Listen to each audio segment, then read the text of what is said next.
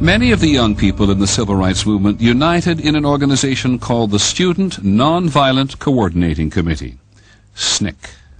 SNCC is special because we are young. We're 17, 18, 19, 20, 21-year-old. Most of us have dropped out of school, so we're no longer students, but we don't have mortgages, we don't have car payments, we don't have families, we don't have husbands and wives and children. So we can do these things. And because we're young, we're also foolish, and we're willing to take risks. We wanted to create a mass movement. We wanted to get hundreds and thousands of people involved. We had been talking about developing a nonviolent army that would be prepared to go into a community, be arrested, court arrest, and so forth, break down that fear of jail as a weapon, and also break down the infrastructure of the local area by filling up their jails. All right, let's stop it right here.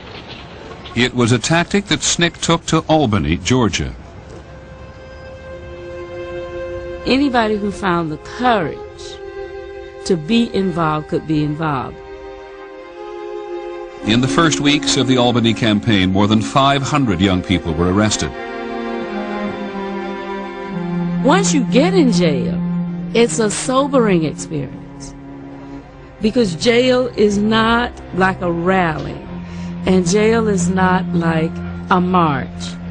Some people would get into jail, they would clang those doors, and they would actually cry. And then there would be people who felt that we're in jail and we need to pray. Then there were teenagers who wanted to do rock and roll, or they were talking about their boyfriends. And it was in jail where I began to be asked to sing a lot. And no money to go to bail, keep your eyes on the prize, hold on. Paul and Silas began to shout, jail door open and they walked out. Keep your eyes on. If you're in the movement, all of the singing is one way of being heard and announcing your presence. You can't sing a song without producing power. And you will often see people singing in the face of police. If I sing, you stand in my sound.